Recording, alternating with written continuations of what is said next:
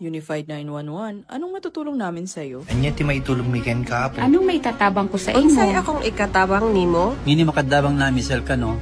Sa anumang wika o dialekto, may tulong na darating sa iyo.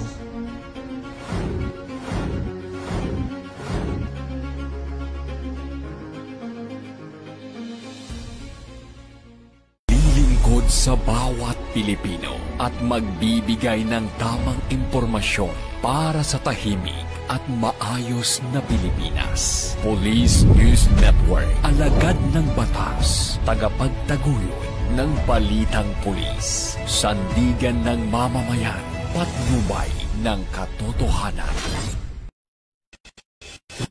Kampo Krame, maghahatid ng pinakahuling kaganapan at nagbabagang balita. Ito ang PNN Police News Network. At ngayon, ang inyong mga tagapagbalita. Magandang araw, bagong Pilipinas. Ako ang inyong alagad ng batas, tagataguyod ng Balitang Pulis. Ako po si Patrolman Adrian Dayao. Maghahatid sa inyo ng tamang balita, kwento ng pulis at serbisyo para sa mamamayan, at ito ang PNP News Online, ang pangunahing balita ng Police News Network, alagad ng batas, tagataguyod ng Balitang Pulis.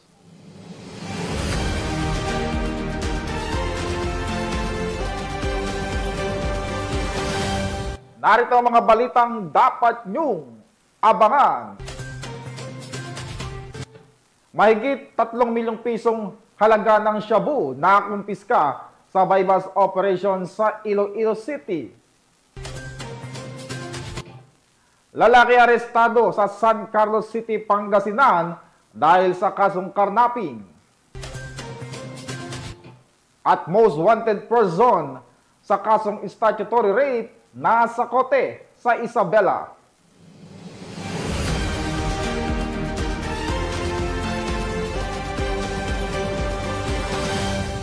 Narito ang mga balitang hatid ng ating PNN correspondents mula sa iba't ibang panig ng bansa.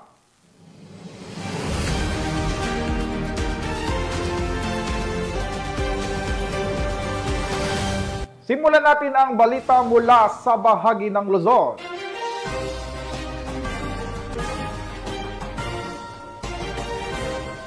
Sa ating unang balita, matagumpay na nasa kote ng mga operatiba ng Daraga Municipal Police Station ang isang street-level drug personality sa isinagawang anti-illegal drug operation sa Daraga, Albay.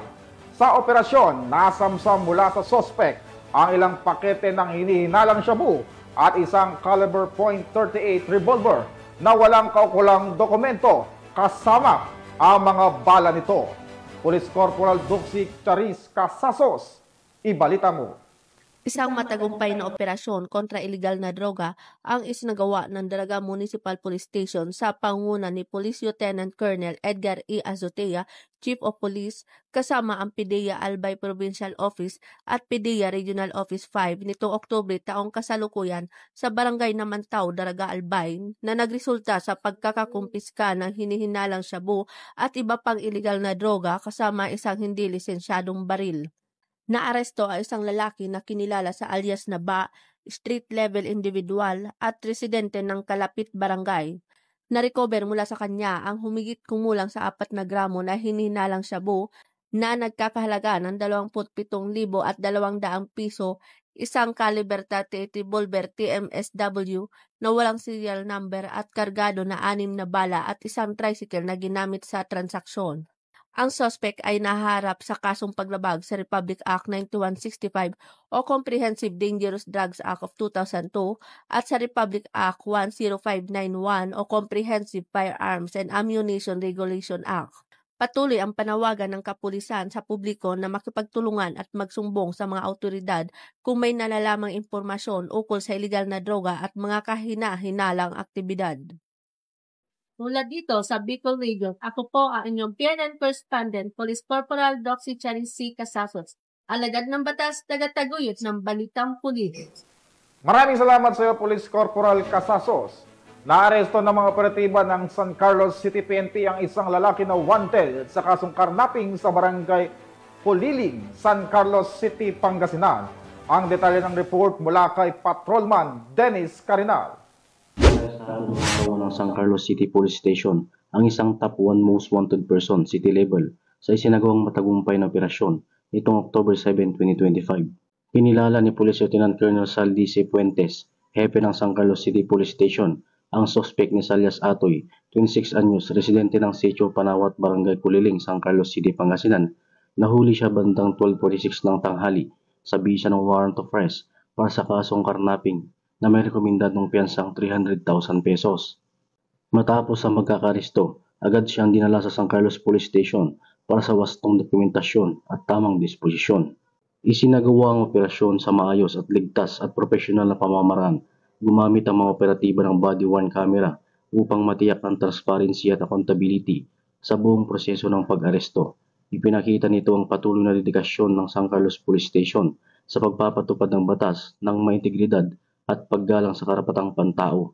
Ang tagumpay ng operasyon ay bunga ng pagtutulungan ng pulisya at ng mamamayan para sa mas pinaigting na kampanya laban sa kriminalidad tungo sa mapayapat ligtas na bagong Pilipinas. Mula dito sa Ilocos Region, ako po ang inyong Police News Network Correspondent, Patrolman Dennis Carinal, alagad ng batas, tagataguyod ng Balitang Pulis. Maraming salamat, Patrolman Carinal. Walang taka sa batas ang top 4 regional most wanted person sa lambak ng Cagayan matapos itong maaresto ng mga operatiba ng Cordon PNP sa Isabela. Magbabalita dyan si Patrolman Richelle Ledesma. Uri ang top 4 regional most wanted person dito sa lambak ng Cagayan noong ikapito ng Oktubre taong kasalukuyan sa Purok 5, Barangay Camarao, Cordon, Isabela. Sa pinagsanib na pwersa ng mga kapulisan ng Cordon Police Station Lead Unit, kasama ang Regional Intelligence Unit 2, CIT Santiago City, Provincial Intelligence Unit, Isabela Police Provincial Office at 2nd Isabela Provincial Mobile Force Company. Matagumpay na nahuli si alias Uno, 20 taong gulang. Naaresto ang suspect sa bisa ng warrant of arrest na inisyu ng Regional Trial Court, 2nd Judicial Region, Branch 21, sa lungsod ng Santiago City, Isabela noong ika-8 ng Setyembre taong kasalukuyan para sa kasong statutory rape na walang rekomendadong piyansa.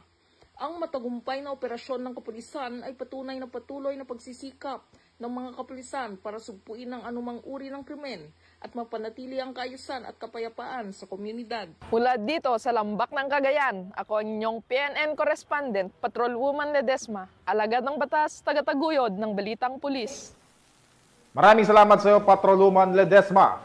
Hindi nakalusot sa mga alagad ng batas ang isang suspect matapos maaresto sa isang matagumpay na bypass operation ng PNP sa Barangay Barrera, Cabanatuan City, Nueva Ecija.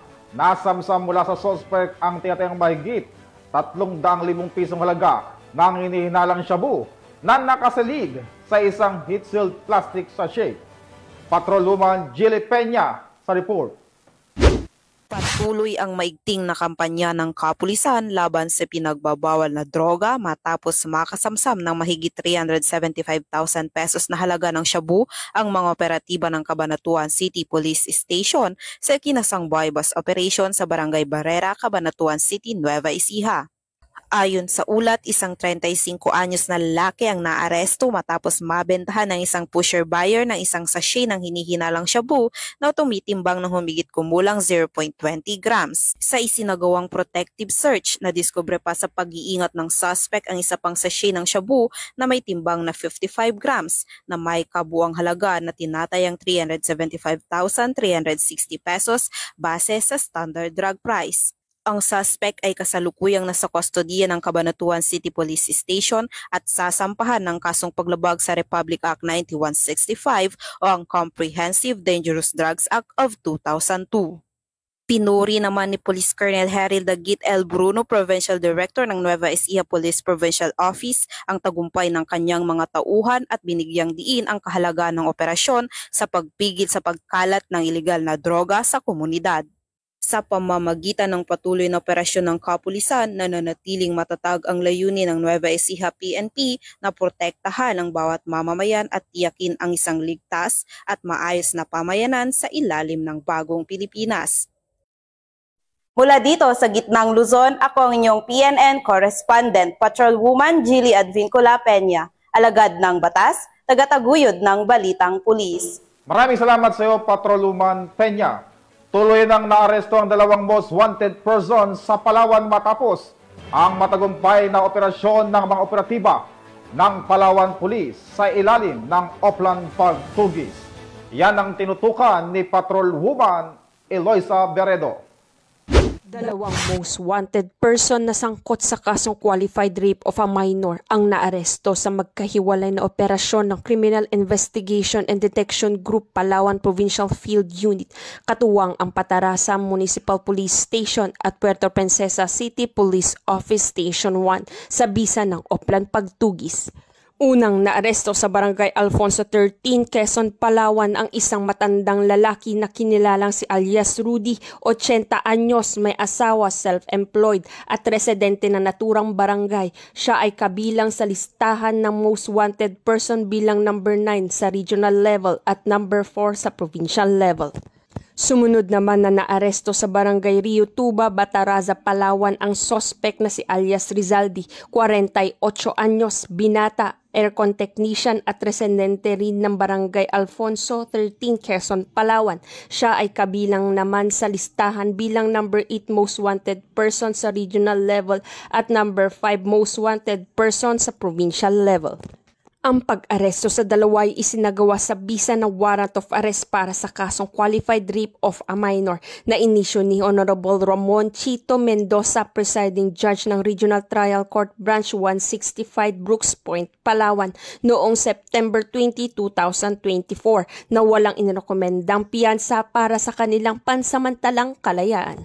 Ang mga akusado ay naipabatid ang kanilang mga karapatan alinsunod sa batas. Sa kasalukuyan, kapwa nasa kustodiya ng CIDG Palawan Provincial Field Unit ang mga ito para sa kaukulang dokumentasyon at tamang disposisyon, habang ang mga kaso laban sa kanila ay inihain ng lokal na unit ng pulisya. Ang matagumpay na operasyon ay patunay na masusing koordinasyon at determinasyon ng kapulisan sa pagpapatupad ng batas sa ilalim ng Oplan Pagtugis na layong tugisin at panagutin ang mga pugante sa batas. Ipinapakita nito ang dedikasyon ng CIDG at ng buong Philippine National Police sa paghahatid ng hustisya at pananatili ng kapayapaan na nakatuon sa pagpapatibay ng peace and order, proteksyon ng mamamayan at pagsusulong ng hustisya lalo na para sa biktima ng karahasan. Mula dito sa Palawan Police Provincial Office, ako ang inyong PNN Correspondent Patrolwoman Eloisa Joy Beredo, alagad ng batas, tagataguyod ng Balitang Pulis. Maraming salamat sa iyo, Patrolwoman Beredo. Hindi lang operasyon, kundi puso at malasakit. Yan ang ipinamalas ng mga tauhan ng Regional Police Community Affairs and Development Unit 4A matapos silang maghatid ng saya sa mga bata ng isang bahay ampunan sa Tanawan City, Batangas. Yan ang magandang balita ni Patrolwoman Mary May Sarturio. Isang pamuluhang program ang matagumpay na isinagawa ng Regional Police Community Affairs and Development Unit 4A, katuwang ang Regional Mobile Force Battalion 4A Curaao, nito lang may 8 ng Oktubre 2025, na pinangunahan ni Police Lieutenant Colonel Noel P. Valdez, Assistant Chief RPQ 4A. Layunin ng programa na magbigay ng tulong at saya sa mga nakatatandang naninirahan sa Santa Ana, San Joaquin, Bahay Ampunan Foundation Incorporated sa Barangay Altura Bata, Tanawan City, Batangas. Sa pamamahagi ng mga food packs, naipadama ng mga personahe ng unit ang kanilang malasakit at suporta sa mga residente ng tahanan. Isang lugar na nagsisilbing kanlungan at tahanan para sa ating mga nakatatanda. Tampok din ng mga palaro at masasayang aktibidad na nagbigay ng ngiti at kasiyahan, na nagpapatunay na kahit sa simpleng paraan, napapaligaya at napapalakas ang loob ng bawat isa. Ang outreach program na ito ay paalala na ang ating mga nakatatanda ay mahalaga, at sa bawat pagkilos ng pagkalinga, nabibigyan sila ng pag-asa at ligaya sa kanilang mga puso. Mula rito sa Bahay Ampunan, Barangay Altura Bata, Tanawan City, Batangas, ako ang yung Police News Network Correspondent, Patrolwoman Mary May Sarturio. Alagad yung batas, tagataguyod ng Balitang Pulis. Maraming salamat, Patrolwoman Sarturio. Serbisyong may puso ang hatid ng Mataguan Cups para sa mga seniors na person deprived of liberty sa BJMP Kalinga District Jail sa Tabuk City. Ang magandang balita mula kay Patrolman Liam Sungkad.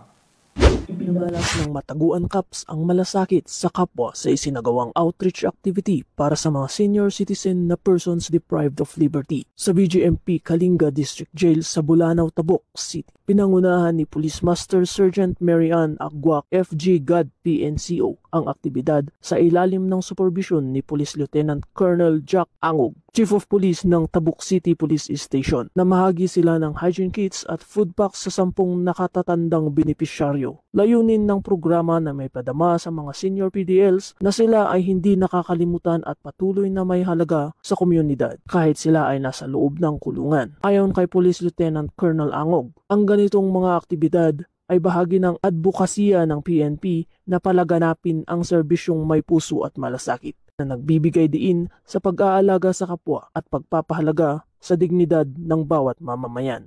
Mula dito sa home of the most disciplined cops, Police Regional Office Cordillera Administrative Region, ako ang inyong PNN correspondent, Patrolman Sumkad, alagad ng batas, taga-taguyod ng Balitang Pulis. Maraming salamat sa iyo, Patrolman Sumkad. Tunghayin naman natin ang balita mula sa bahagi ng Visayas.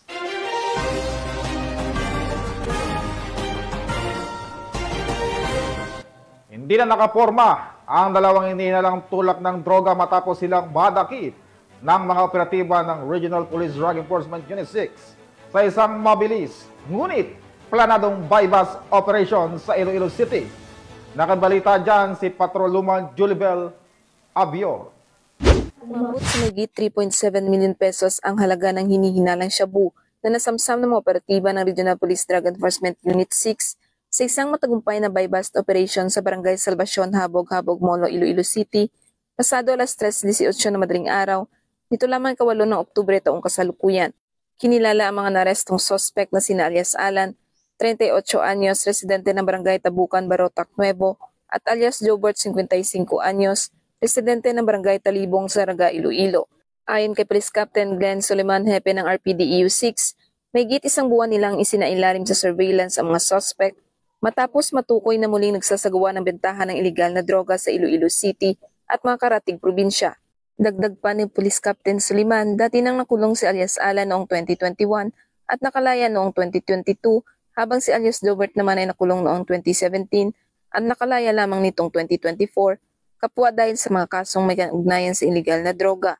Sa isinagawang operasyon, nakumpiska mula sa mga suspect ang isang motorsiklo, isang weighing scale, 10 na bulto ng hinihinalang shabu na tumitimbang ng humigit kumulang 550 gramo na may tinatayang halagang 3.7 million pesos at 60,000 pesos na ginamit bilang bypass money sa pagbili ng 5 sachet ng shabu.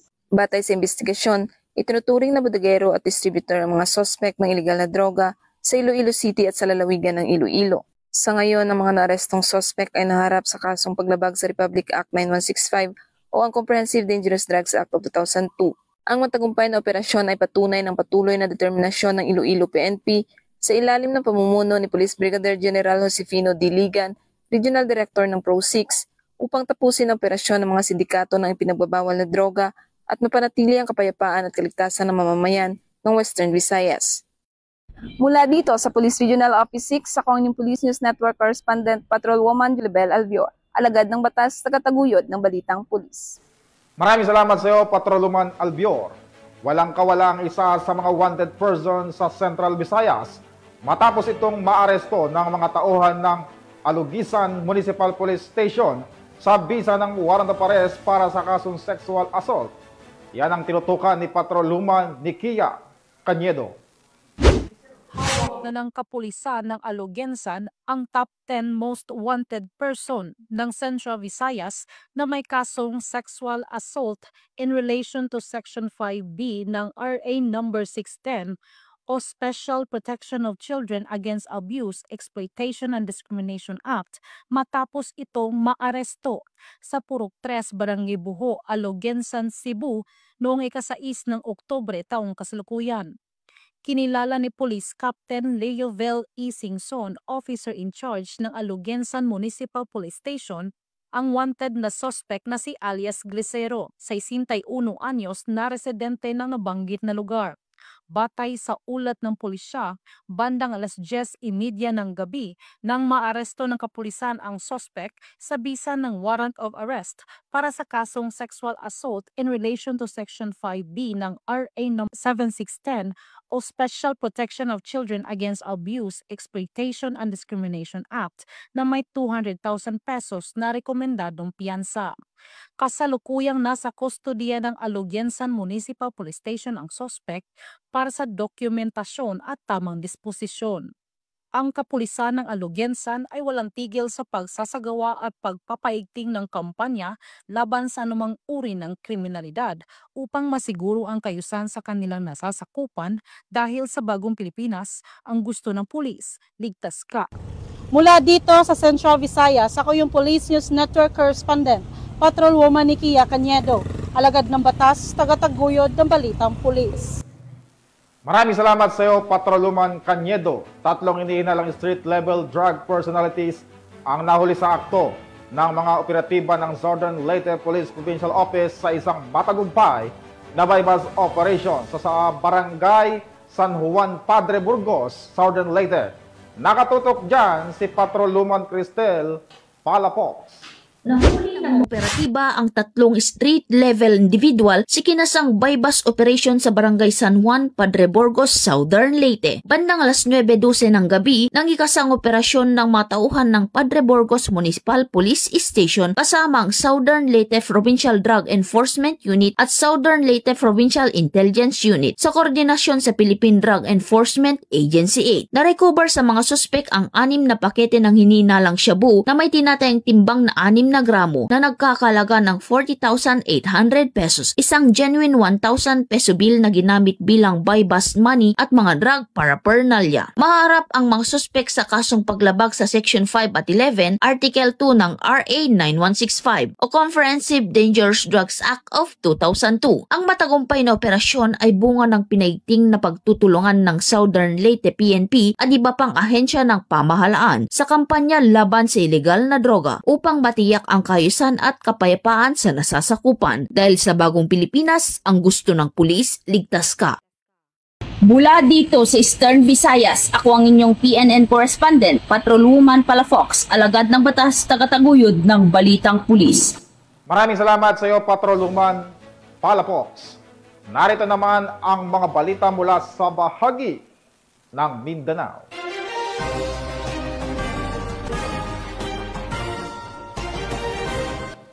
Bumagsak sa kamay ng batas ang isang wanted person matapos itong maaresto ng mga operatiba ng Sindangan Municipal Police Station sa Zamboanga del Norte sa kasong paglabag sa Republic Act 10591 o ang Comprehensive Firearms and Ammunition Regulation Act.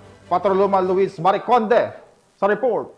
Arestado ang isang wanted person sa isinagawang operasyon ng Sindangan Municipal Police Station sa Sitio Kalawit, Barangay Tinaplan, Sindangan, Zamboanga del Norte. Nito lamang 8 ng Oktubre taong kasalukuyan. Kinilala ng mga otoridad ang naarestong sospek na si alias Ikong, 41 anyos, lalaki, may asawa, isang minero at residente sa nasabing lugar. Naging matagumpay ang isinagawang operasyon na nagresulta sa pagkakaaresto sa sospek sa bisa ng warrant of arrest sa kasong paglabag sa Republic Act 10591 sa ilalim ng criminal case number 062025 na inihain ni Honorable Abraham S. Marcaban, presiding judge ng Branch 11 na Judicial Region Sindangan, Zamboanga del Norte noong October 1, 2025. Nakumpiska din sa suspect ang isang unit ng caliber 38 revolver na walang serial number at 4 na piraso ng bala ng caliber 38. Kasalukuyang nasa pangangalaga na ng Sindangan MPS ang suspect para sa maayos na dokumentasyon at tamang disposisyon. Patuloy na hinihimok ng pambansang pulisya ang publiko na makiisa at isuplong sa pamahalaan ang mga taong nagkakasala sa batas upang mapanatili ang kapayapaan at kaayusan sa komunidad. Mula dito sa tanggapan ng kapulisan sa Rehiyon Siam,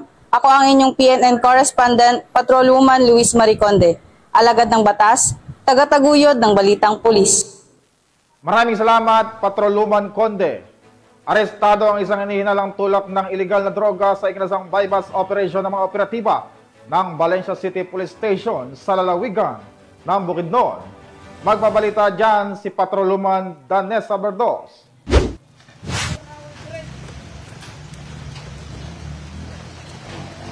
pagkadagan ba ng mga motor.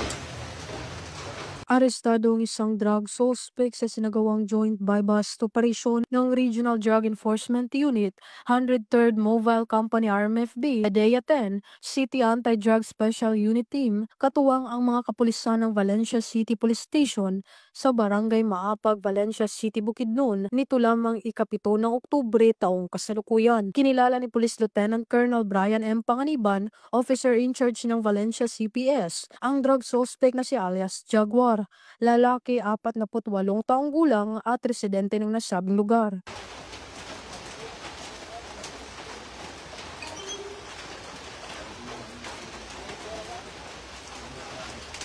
Ito na ako, nakuha na. Wala ba? Second na sang joint buy-bust operation ng mga operatiba ay nagresulta sa pagkakakumpiska ng mga pakete ng hinihinalang shabu na may bigat na 6.6 na gramo na may standard drug price na 44,880 pesos at isang 500 peso bill na ginamit bilang buy-bust money at iba pang mga non-drug items. Ang suspect ay nahaharap sa kasong paglabag sa RA 9165 o Comprehensive Dangerous Drugs Act of 2002. Mula dito sa Camp Capistrano, Gusa, Cagayan de Oro City, ako ang inyong Police News Network correspondent, Patrolwoman Danasa Berdos, alagad ng batas, tagataguyod ng Balitang Pulis. Maraming salamat, Patrolwoman Berdos. Sa walang tigil na operasyon ng pulisya kontra illegal na droga, nasabat ang mahigit kalahating milyong pisong halaga ng shabu sa isinagawang buy-bust operation sa Davao City. Patrolwoman Daphne Pasaul sa balita. Dalawa katao kabilang tinaguriang top 5 city-level drug personalities sa matagumpay na isinagawang buy-bust operation ng mga tauhan ng Baliok Police Station nitong Oktubre 7 sa Rosalina 3 Village, Barangay Baliok, Davao City.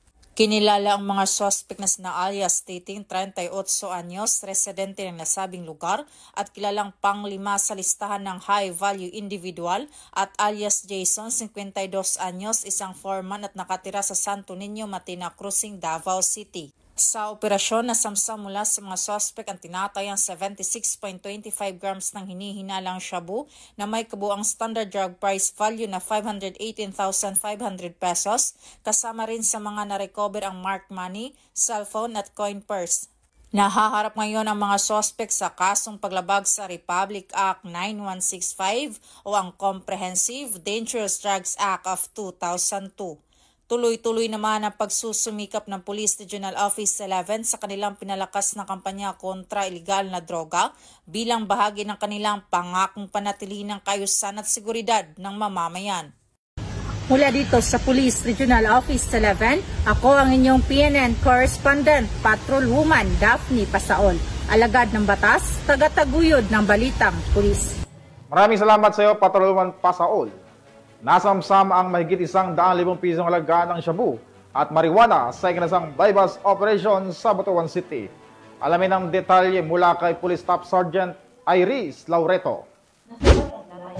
102,000 halaga ng shabu at marijuana sa matagumpay na buy-bust operation na isinagawa ng Butuan City Police Station 4 sa ilalim ng pamumuno ni Police Lieutenant Marlon B. Iguna, Deputy Station Commander for Operations at Police Captain Dennis T. Bon, Officer in Charge. Katuwang ang Agusan del Norte MARPSTA at PDEA Regional Office 13 sa Barangay Cabcabon, Butuan City nito lamang Oktubre 7 taong kasalukuyan. Kinilala ang suspect bilang si alias Loloy Pakay, 34 years old, may kinakasama at residente ng Baan Riverside, lungsod ng Butuan. Nakumpiska mula sa kanya ang isang caliber 22 revolver na may 4 na bala at mga hinihinalang illegal na droga na tinatayang may kabuang bigat na 15 grams na nagkakahalaga ng 102,000 pesos batay sa standard drug price at 1 gramo ng marijuana na nagkakahalaga ng 380 pesos. Kasalukuyang nasa kustodiya ng pulisya ang suspect at ang lahat ng nakumpiskang ebidensya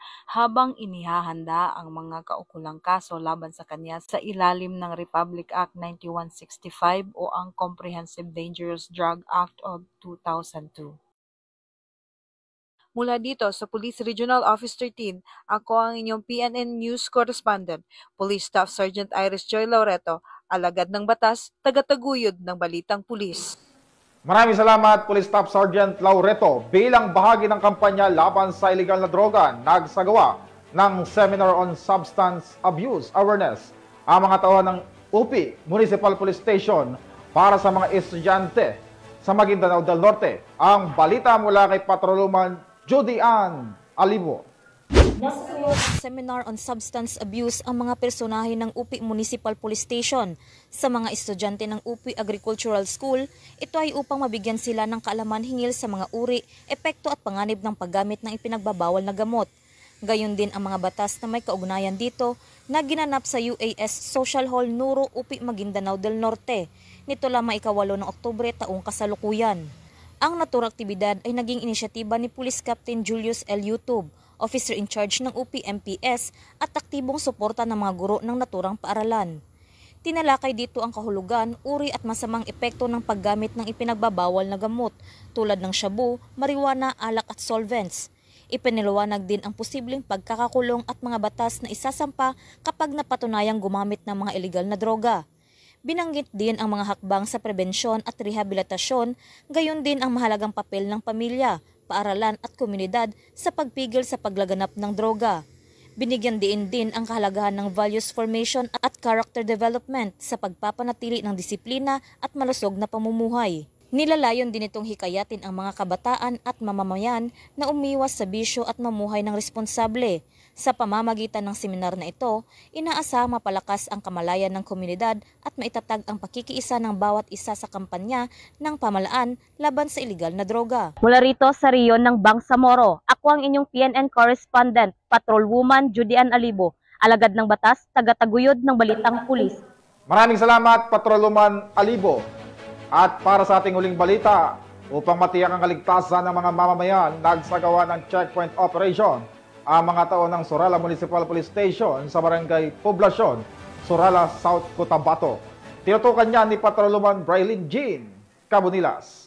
Nagsagawa ng checkpoint operation ang mga tauhan ng Surala Municipal Police Station na ginanap sa Barangay Poblasyon, Surala, South Cotabato nito lamang ika-8 ng Oktubre 2025. Pinangunahan ni Police Lieutenant Colonel Limuel Joseph J. Clarete, Officer in Charge ng Surala Municipal Police Station, ang nasabing checkpoint operation. Binigyang diin ni Police Lieutenant Colonel Clarete na bahagi ito ng kanilang mahigpit na pagpapatupad ng seguridad upang maiwasan ang anumang uri ng kriminalidad at tiyakin ang pagsunod ng publiko sa mga batas trapiko at masiguro na ligtas ang bawat mamamayan sa kanilang paglalakbay. Lalo na ngayon na papalapit na ang parliamentary election ng Bangsamoro Autonomous Region and Muslim Mindanao. Patuloy ang Surala PNP sa kampanya laban sa anumang banta ng karahasan at kriminalidad para sa ligtas at mapayapang komunidad tungo sa bagong Pilipinas. Mula dito sa Regional Office 12, ako po ang inyong PNN correspondent, Patrolwoman Braylin Jean Cabonilas. Alagad ng batas, tagataguyod ng Balitang Pulis. Maraming salamat sa iyo, Patrolwoman Cabonilas. At yan ang mga balitang nakalap ng ating mga PNN correspondents mula Luzon, Visayas at Mindanao. At mga ka-PNN, 77 days na lang, Pasko na.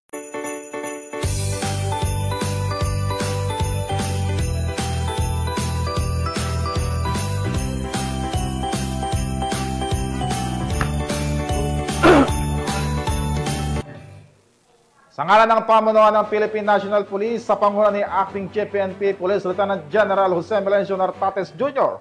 at sa pamunuan ni President Ferdinand Bongbong Marcos Jr. kami maglilingkod sa bawat Pilipino at magbibigay ng tama at balanseng balita bilang bagong PNP para sa bagong Pilipinas. Mula rito sa tanggapan ng tagapag-ugnay ng Pambansang Pulisya, ako po ang inyong alagad ng batas, tagataguyod ng Balitang Pulis.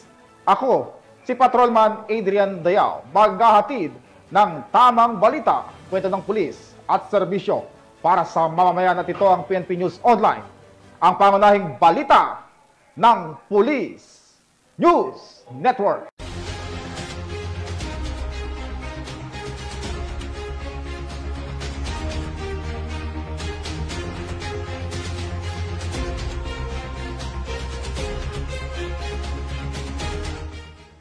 Police News Network, alagad ng batas, tagapagtaguyod ng balitang pulis.